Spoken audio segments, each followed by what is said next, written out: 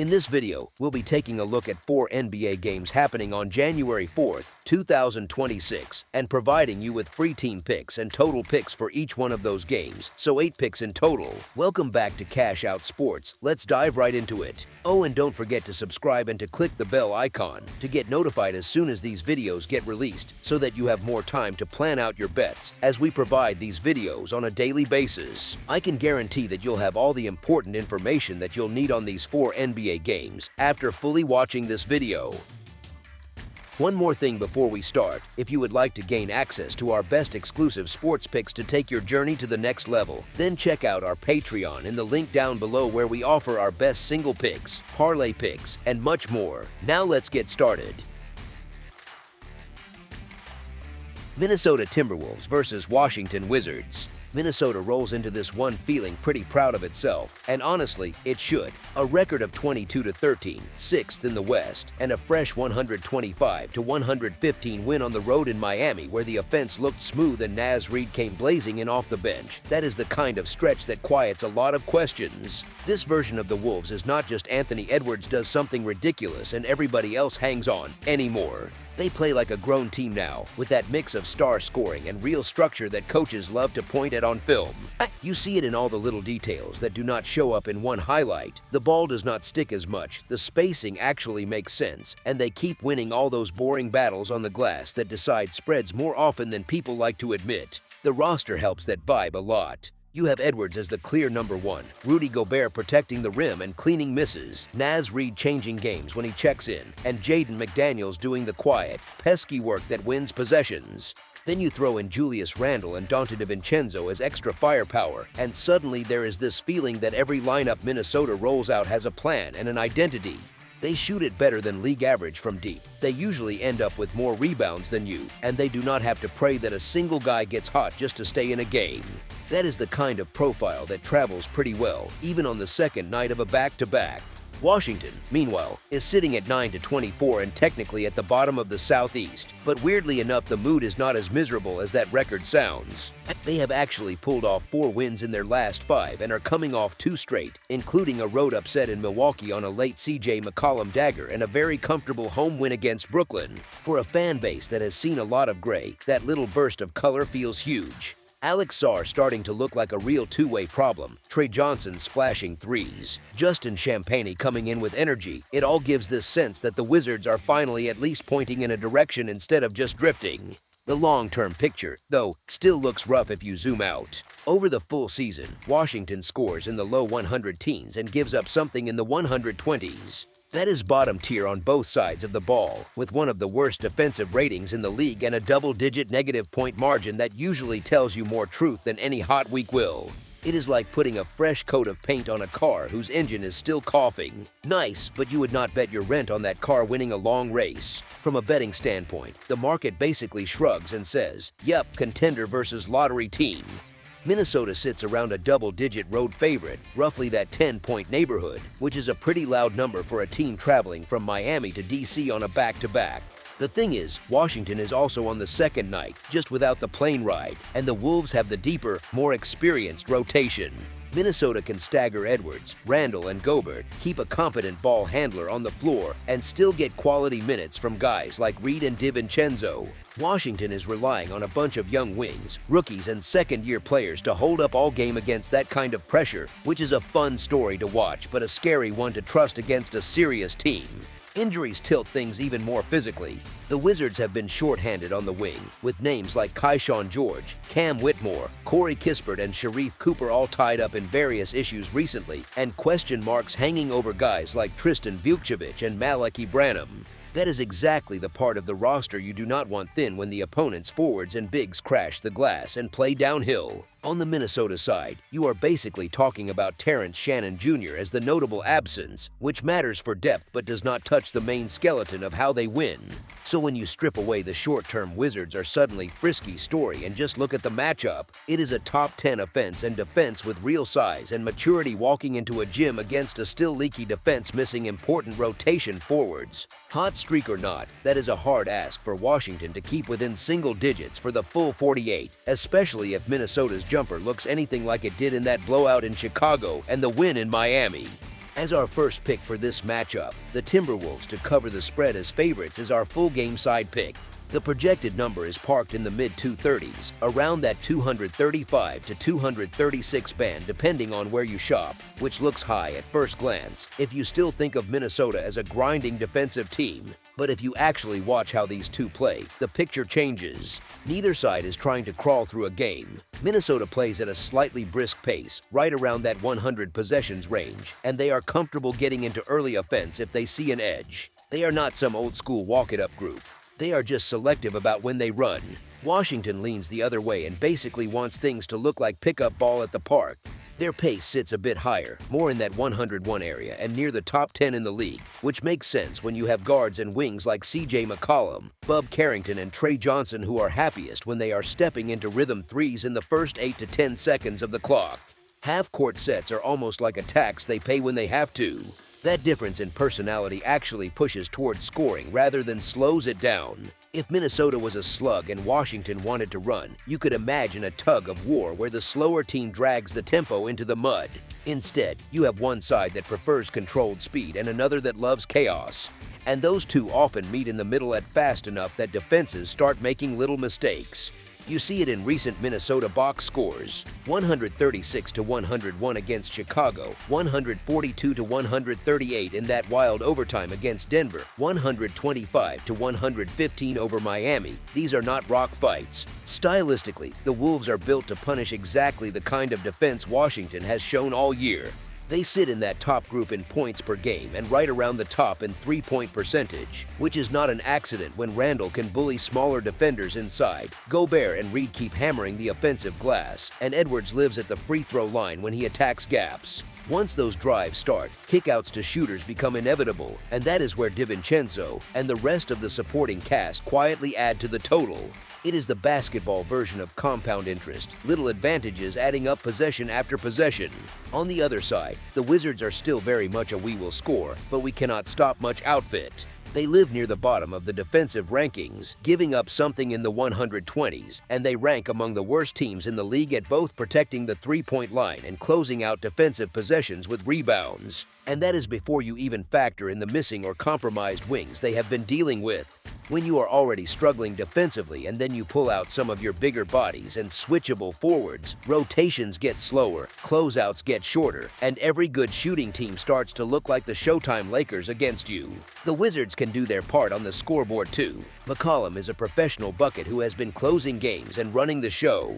Alex Sarr has had nights where he blocks shots on one end and then sprints into transition threes or lobs on the other. Trey Johnson and Justin Champagnie have been spacing the floor and hitting big shots in this recent run, which means Washington is not just hoping for one hot hand. They can get 20 from a few different directions on the right night. That volatility can be scary for a side pick, but for a total it is often exactly what you want. There is also the simple, annoying truth about back-to-backs. Tired legs tend to show up more on defense than on offense. You might leave a jumper short, but more often you are a step late on a rotation or a beat slow on a box out. Both teams played yesterday, which increases the odds of some lazy closeouts, some late switches, and a couple of extra trips to the line when defenders reach instead of sliding. Even if this game gets lopsided, the benches for both sides have enough scoring juice and not enough defensive discipline to keep that scoreboard ticking. That is how you end up in a world where a total in the mid-230s looks big on paper and then feels completely normal once the fourth quarter turns into a track meet. As our second pick for this matchup, over the projected total is our full game total pick. Oklahoma City Thunder versus Phoenix Suns. The Thunder are still missing Jalen Williams, Isaiah Hartenstein, and Ousmane Dieng, with Cason Wallace and Isaiah Joe both tagged as questionable. On the other side, the Suns have Jalen Green ruled out and Grayson Allen listed as questionable. Oklahoma City cooled off when the injuries started piling up, but they have steadied things and are right back on another win streak, feeling pretty good after that 37-point smackdown of the Warriors in their last game. That kind of result tends to boost confidence in the locker room, even if everyone knows the schedule keeps coming. The Suns come into this meeting with momentum too, even if a lot of it has come against weaker opponents. They are relatively healthy compared to where they have been, and they are the sort of team that can absolutely spring an upset if someone steps up next to Devin Booker and has one of those hot scoring nights. So it is not a walk in the park for Oklahoma City, even if the Thunder are the more stable group overall. Right now, the Thunder are going to be big favorites against just about anyone because of how consistent they have been. They are 13-3 straight up on the road, which is no joke. They have also owned this matchup lately, going 9-1 straight up and 8-2 against the spread in their last 10 games against Phoenix, and the Suns have not beaten them since April 2023. Here is where it gets interesting. The Suns have quietly played solid basketball over the last month and are a very profitable 22-11-1 against the spread this season.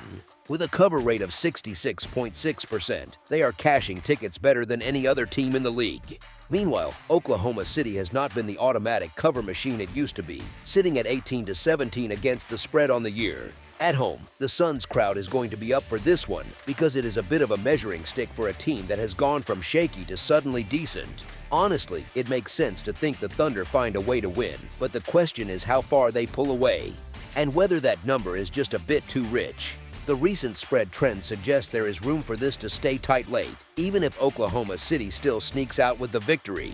As our first pick for this matchup, the Phoenix Suns to cover the spread as underdogs is our full game side pick. Oklahoma City holds opponents to 47.9% shooting inside the arc, which is the top mark in the league. They also rank third in defensive rebound percentage at 75.9%. That mix means a lot of one-shot possessions for the other side, and it gives the Thunder several bodies they can throw at Devin Booker to at least make his life harder. When your rim protection and rebounding are that sharp, games can subtly tilt toward lower scoring stretches, especially if key scorers have to work harder for every clean look. On the Suns side, their defense sits 19th in two-point percentage allowed at 55.1% and 10th in three-point percentage at 35.6%. They rank second in defensive turnover percentage at 15.1%, and the Thunder are actually first at 15.7%. So both teams can force mistakes. For Phoenix, the path to keeping this total in check is pretty simple. Slow things down a bit, value the ball, and avoid feeding Oklahoma City easy runouts. If they do not, the turnover game will swing the rhythm and could create short bursts of scoring that still sit inside an overall controlled pace. That ugly loss in Oklahoma City back in December is a good reminder of how fragile the Suns' offense can look when it gets sloppy.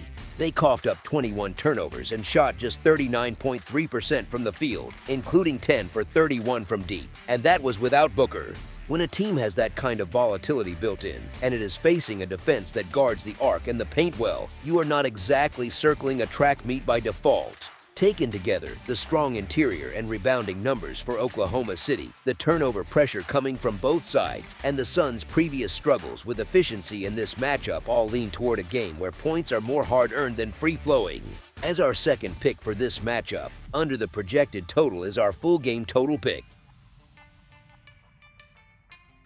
Milwaukee Bucks versus Sacramento Kings. The Bucks are monitoring Gary Harris, who is questionable with a neck issue, while the Kings will once again be without Domantas Sabonis, with Zach LaVine tagged as questionable. Milwaukee comes into this one with what is basically a full squad, and that wild comeback win over the Hornets in their last game had to give that locker room a real jolt of confidence. Sacramento, on the other hand, is stuck on just 8 wins for the season, and the record against the spread is ugly too, sitting at 12-22-1. The Kings are 0-4 straight up and against the spread in their last 4 outings, and it has not just been about losing, it has been the way they are losing. They are offering very little on the defensive end, looking like a group that is getting run over and not exactly thrilled to be out there. There is also a bit of a revenge angle lurking in the background. The Bucks fell to the Kings in early November as a 6.5-point favorite, so there is a natural edge to this spot for Milwaukee. You can easily imagine that loss being mentioned in the film room once or twice. Now, to be fair, laying a solid number on the road is never exactly comfortable. You do not look at that and say, no-brainer. But Sacramento's current form really pushes you toward fading them again because their defensive effort has not shown many signs of life. With an angry, fully engaged version of Giannis Antetokounmpo steering things, this sets up as a game where Milwaukee should be able to handle business against a Kings side that is not bringing much resistance right now. Maybe it stays competitive into halftime, but over 4 quarters the talent gap and effort gap are both in the Bucks' favor, which is why the lean is toward them stretching it out late for a comfortable margin. As our first pick for this matchup, the Milwaukee Bucks to win and cover the spread as favorites is our full game side pick. The recent return of Giannis has already sparked a run of 3 wins in 4 games for the Bucks, but going into Sunday in Sacramento, their superstar is back in the questionable bucket. He is dealing with a calf issue, which has quietly been a problem around the league this season. Given how much Milwaukee has riding on the bigger picture, it would feel reckless to push him too hard in a regular season spot, so it would not be surprising at all if he ends up sitting this one out. Sacramento is all too familiar with injury trouble. Their last month has been derailed by absences, with Zach LaVine and Domantas Sabonis both sidelined. There is at least a glimmer of hope now, because LaVine has been upgraded to a game-time decision, and if he plays, that instantly lifts the Kings' offensive ceiling. Defensively, though, this team simply has not had it, no matter who is on the floor. Across the last 5 games, they have allowed 120-plus points every time, which tells you plenty. They sit as the 4th worst team in defensive efficiency, giving up 117.1 points per 100 possessions, so getting stops has been more of a wish than a habit.